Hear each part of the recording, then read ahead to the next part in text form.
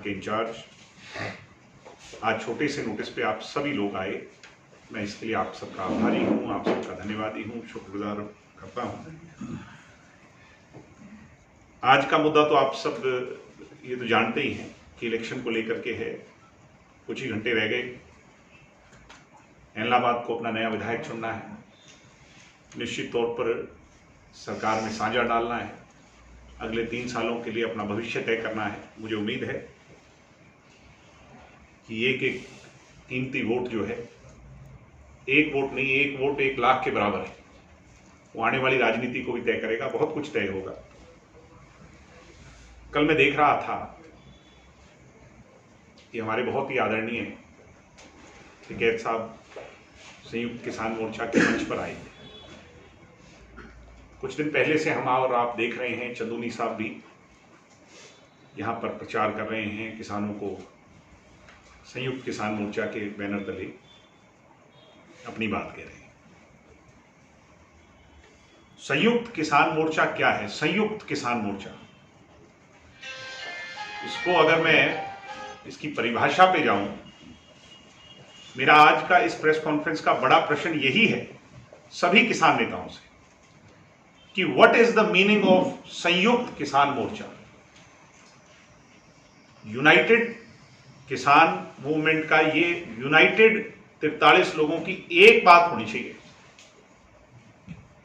कुछ दिन पहले जब नॉमिनेशन फाइल हुए तो संयुक्त किसान मोर्चा का हरियाणा वर्जन निकल के आया, वो कहने लगे कि हम चुनाव लड़ेंगे। उन्होंने अपना प्रत्याशी उतारा। कुछ लोग दिल्ली के बॉर्डर से चल करके आए ये कहने, जिसमें योगेंद्र यादव भी शामिल थे, कि ये हमारा नहीं है, ये फर्जीवाड़ा है।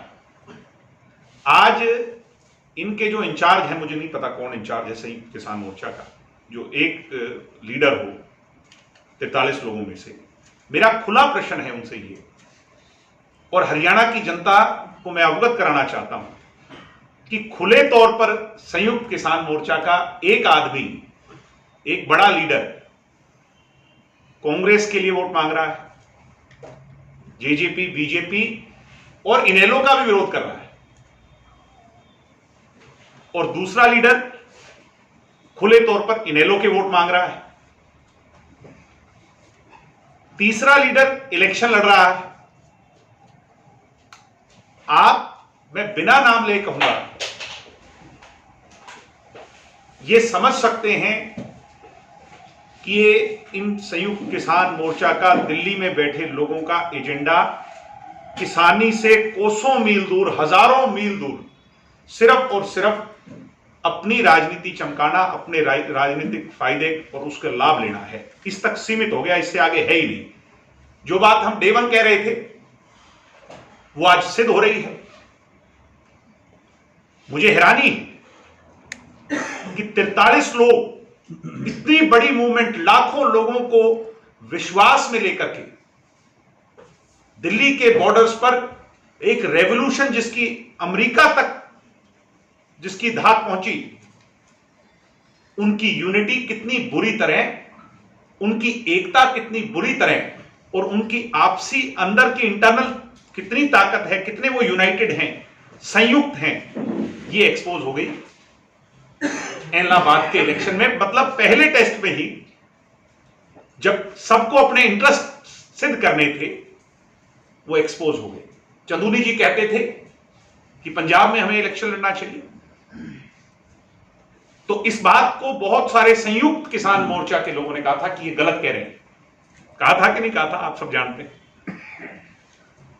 और वहीं संयुक्त किसान मोर्चा के दूसरे लोग आज आकर के किसी दूसरे प्रत्याशी के लिए वोट मांग रहे हैं। यानी सबके वेस्टेड इंटरेस्ट हैं, वो इंटरेस्ट समय समय पर लोगों के सामने आ रहे हैं। मेरा प्रेस कॉन्फ्रेंस कर करके एलनाबाद की जनता को विशेष तौर पर और हरियाणा प्रदेश की जनता को सिर्फ और सिर्फ यही बताने का आज कारण है कि कहीं जाट एजिटेशन में हरियाणा को जलवाने वाले लोग, हमारा नुकसान करवाने वाले लोग,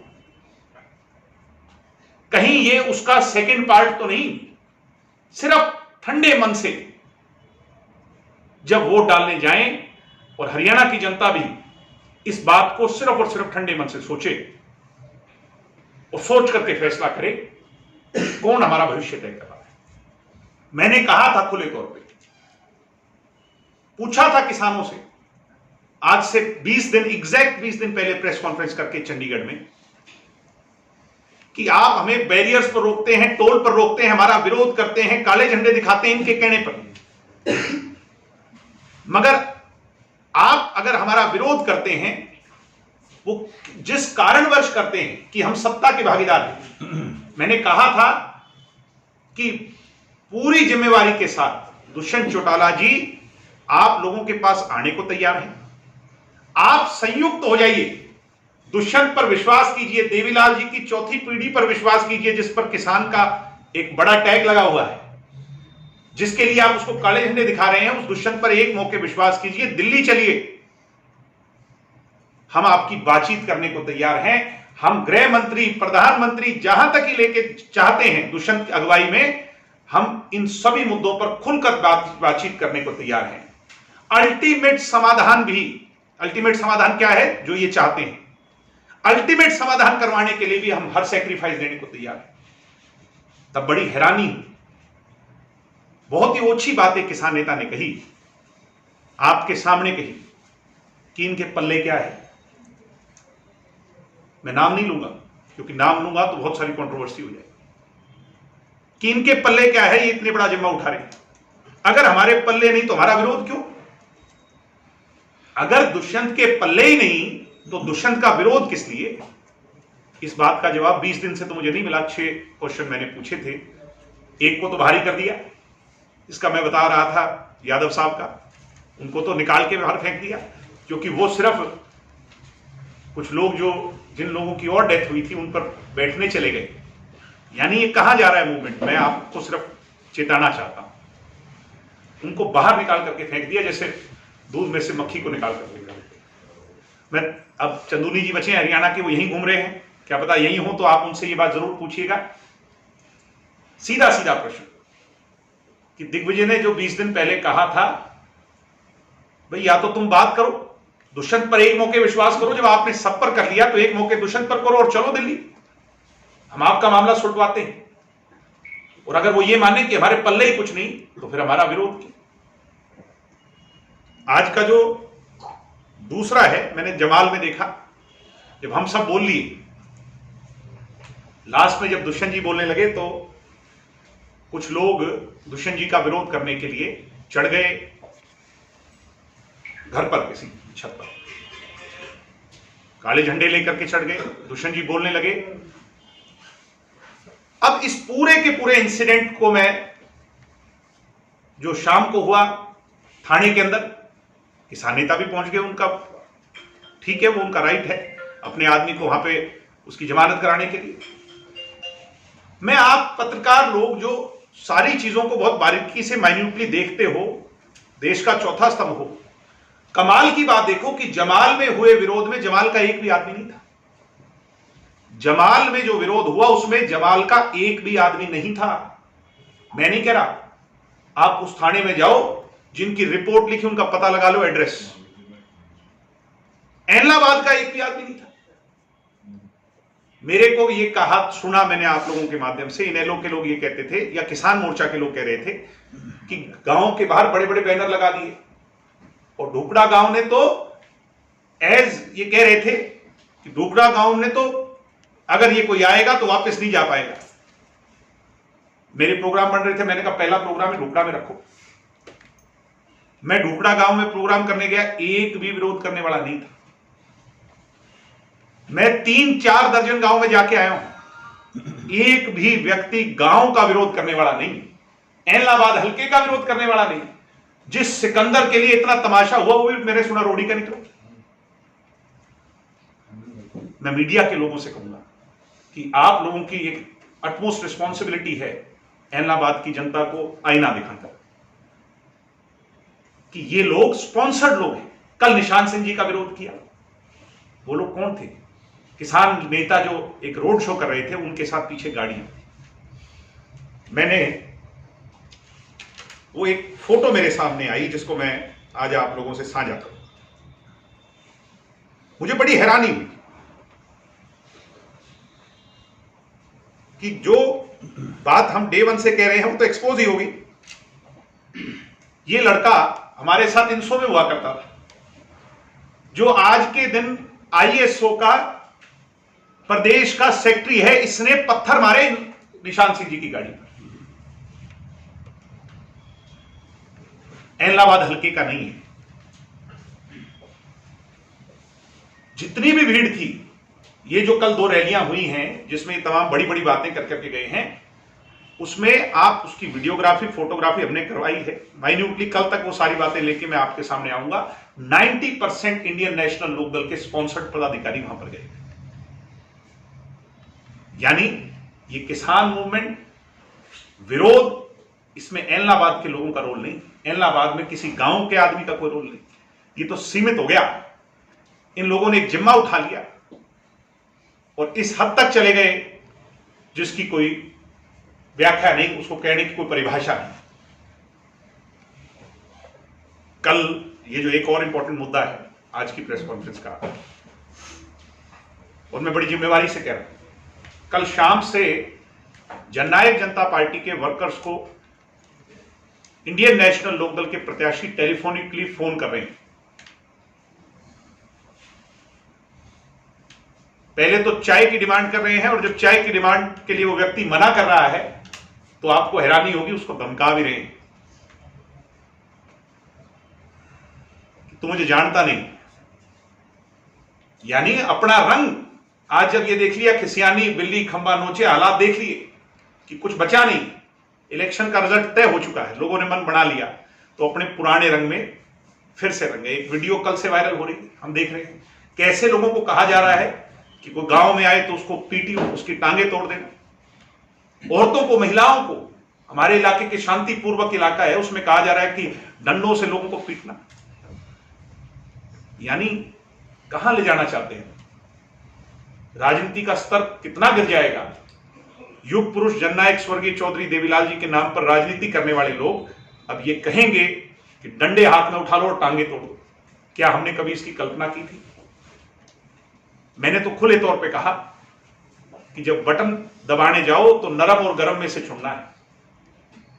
सिरसा जिले के लोग ठंडा आदमी और नरम पसंद करते हैं। मुझे उम्मीद है कि 30 तारीख को मत डलेंगे, 2 को पेटियां खुलेंगी, एक इतिहास नया रचने जाएगा इलाहाबाद। मैं सभी से कहूंगा, इंडियन अपने जेजेपी के वर्कर से, कि टेलीफोन की रिकॉर्डिंग ऑन करके रखना। रिकॉर्डिंग कुछ मेरे पास आई भी है, जरूरत पड़ेगी तो कल हम आपसे मिलकर के उन सारी चीजों को आपके सामने रखेंगे।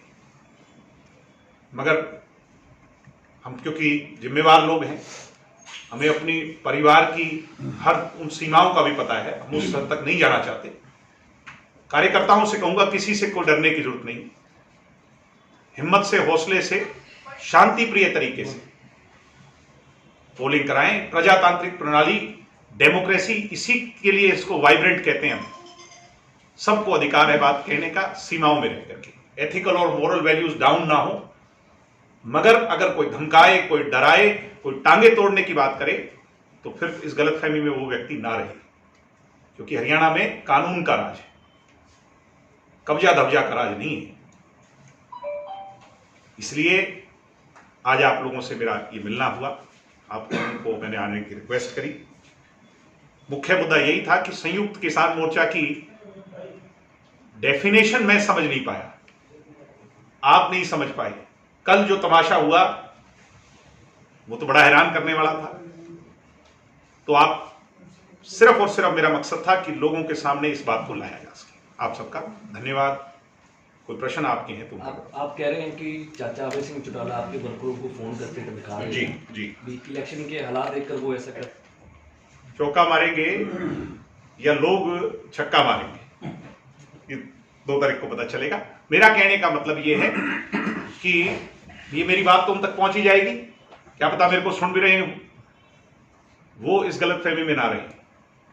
वो जो लोगों को धमका रहे हैं कि मेरे को जानते नहीं, ये लाइन उन्होंने बोली है, शायद जब मेरी बात सुन रहे होंगे तो रिकॉल कर जाएंगे कल रात को किसको कॉल किया था। तो इस गलतफहमी में वो ना रहे। मैंने खुले तौर पे कहा कि जो जिम्मेवारी एक युवा को, एक युवा नेता को, कार्यकर्ता को निभानी चाहिए थी, मैंने उस समय निभाई। जो मीडिया में हम सुन रहे थे, देख रहे थे, वो अगर सच था तो उसका हमने विरोध किया। कानून का राज इस देश में है। जो चीजें पुलिसिया तंत्र में फिर आगे कोर्ट्स में गई और उसके बाद आज तक उस पर कोई चार्जशीट नहीं हो पाई, उस पर कोई फैसला नहीं आया, तो निश्चित तौर पर कहीं ना कहीं जो दिखाया जा रहा था शायद वो गलत था। मैं उस बात पर कोई टिप्पणी नहीं करूंगा, मगर ये जरूर कहूंगा कि हमें पूरा विश्वास है कोर्ट पर, और कोर्ट का जो फैसला होगा सबके सामने होगा, इसमें कोई दुराई नहीं। तो ऐसे मतलब जो उम्मीदवार के देख करके आपने जो, मैंने आपको बड़े स्पष्टता से कहा कि हम कानून पर विश्वास करने वाले लोग हैं। मैंने जो किया, मुझे उस पर कोई रिग्रेट नहीं है। मैंने उस समय जो मुझे करना चाहिए था मैंने किया। ना खोल के बात आपके साथ कि एक इनेलो के लिए मांग रहा है, एक दूसरा कांग्रेस के लिए मांग रहा है। आप तो मेरे से लाख गुना समझदार हैं, और आपसे ज्यादा समझदार इलाहाबाद की जनता है। सबको पता है कौन किसका झोला भरना चाह रहा है और कौन किसका हटाना चाह रहा है। मगर वो कह के गए कि वो झोला जो है रख के गया था, पंचायती जगह है, मगर सिरसा की मीडिया ने वो झोला पहले ही खोल के देख लिया और दिखा भी दिया। क्या आपको लगता है कि मैंने कहा कि संयुक्त किसान मोर्चा का एजेंडा क्या था दिल्ली में बैठे लोगों का, और आज कहां पहुंच गए? तो इससे इनका अल्टीमेट इंटेंशन क्या है, ये कहां जाना चाहते हैं, अगर अब भी आप नहीं समझोगे, हरियाणा प्रदेश की जनता नहीं समझेगी, तो मुझे बड़ी हैरानी है। क्या लगता है कि उनकी अपील का कोई असर होगा? भाई, अपील के असर वाले जो लोग हैं वो तो इनके साथ पहले ही हैं। जो अपील का असर करके या जो इस तरह के बहकावे में आने वाले, वो तो उसी के बलबूते पे तो ये इस्तीफा दिया था। असर नहीं होगा। जो समझदार है वो इनके एक्सपोज होने के बाद हम उससे दूर हो जाएंगे। इलाके में जीत ज्यादा बड़ी नहीं हुआ करती, ये तो आपने देखी है। यहां की टेंडेंसी जो है वो बहुत साइलेंट है वोटर की, अपने मन का भाव आज तक किसी को बताता नहीं। चौटाला साहब शायद एक बाय इलेक्शन जब हुआ था तो वो बड़े मार्जिन से जीते थे, जब वो सीएम बने थे, उसके बाद अभय सिंह लड़े थे, वो बड़े मार्जिन से जीते थे।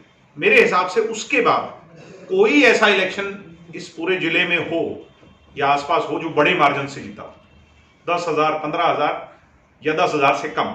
मैं मान के चलता हूं आज की स्थिति ये है, क्योंकि मैं कहा, अभी मैं सीधी बात करता हूं, तो सीधी तौर पर मैं कहता हूं कि हम 10 से 15,000 पर आज खड़े हैं, और मैं उम्मीद करता हूं कि जब वोटर वोट डालेगा 30 को, तो ये जो गैप है ये और बढ़ेगा। ये चुनाव आचार संहिता के खिलाफ नहीं होता? नहीं, काम तो ऑलरेडी उसके टेंडर्स हो चुके हैं, उसमें क्या आचार संहिता का है?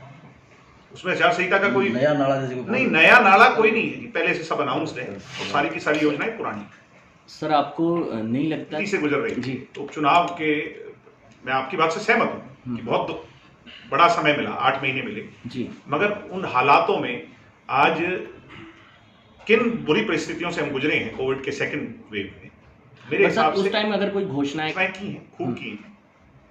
चाहे वो सेम की समस्या को हो, आखिरी टेल तक पानी पहुंचाने को लेकर के हो, ढाणियों में बिजली ले जाने को लेकर के हो, हमने सारी करी। डॉक्टर तंवर कहते हैं कि ये तो चुनावी पानी है, 30 के बाद बंद हो जाएगा। डॉक्टर तंवर की मजबूरी जी, मैं उनका बहुत आदर करता हूं, और उनका जो एहसान हमारे पे है हम उसको भूलेंगे नहीं।